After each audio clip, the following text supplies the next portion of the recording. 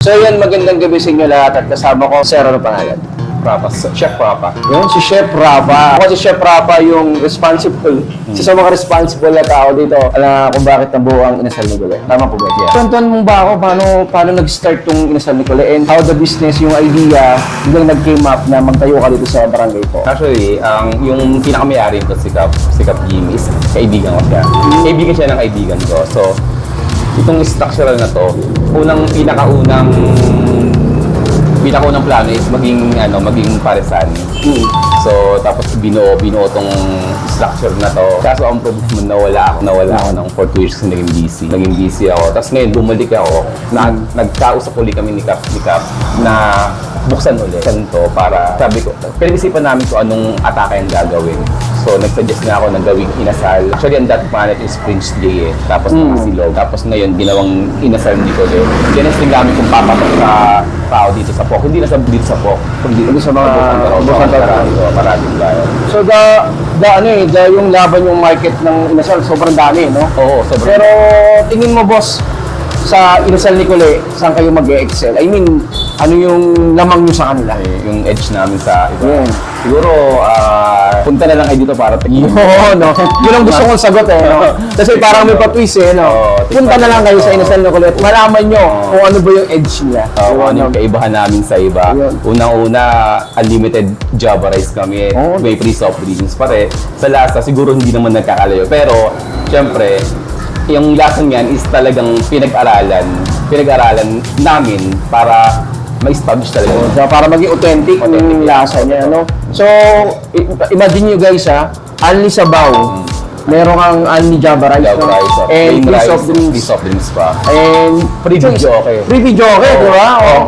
From opening to 2 p.m. up to 10 p.m. 10 p.m. Siyempre, alam niyo, 10 p.m. lang ang video okay natin. So, bawal tayo mag-igay na sobra-sobra.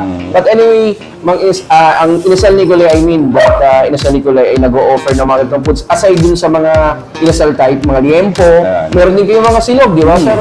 So, bago nyo yan, di ba? Pinaka-highlights namin is Inasal ni Gule. Yung talagang pinakikilala namin. Meron kaming pitcho, meron kaming hita, at meron din kaming grilled liempo, inihaw na liempo. Pero ngayon, nagpasok na rin kami dahil nakita namin na lahat ng mga ibang customer namin is naghahanap din ng mga silog. Kaya sa lahat ng mga silog, ready na rin kami. I mean, nag-o-offer na rin kami tulad ng mga chick silog, top silog, o silog, lahat ng klase.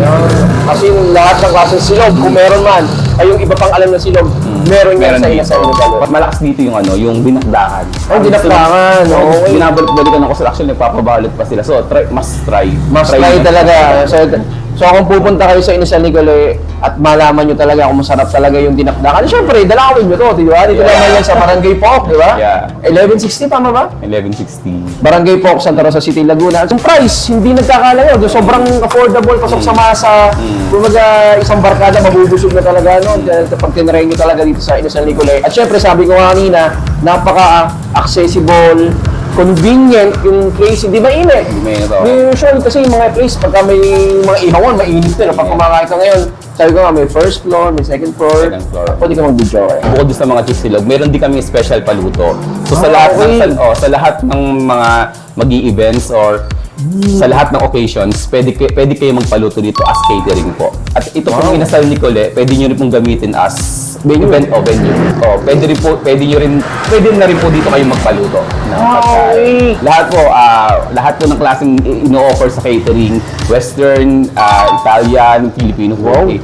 Tayo pong i-offer sa inyo. Grabe naman, pang 5-star chef to si Chef Rapa. But anyway, sabi nga ni Sir, ulitin ko, kung gusto nyo magpaluto, magbinyagan, birthday ka siya, kaya naman dito, di ba?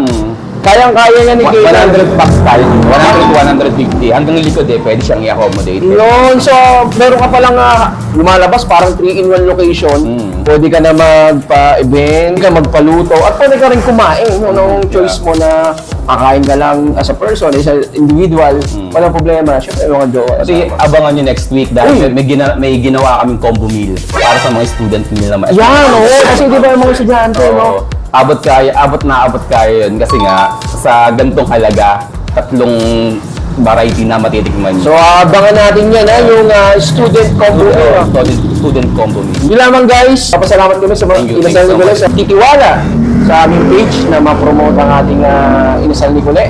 And syempre, hindi naman bago to dahil taga-Pook din naman ako. So, salamat! May mga customers na natin nakapending. But anyway, thank you! Tayo. God bless! Thank Punta you. na po kayo dito sa Inasal Nicole. Thank you so much.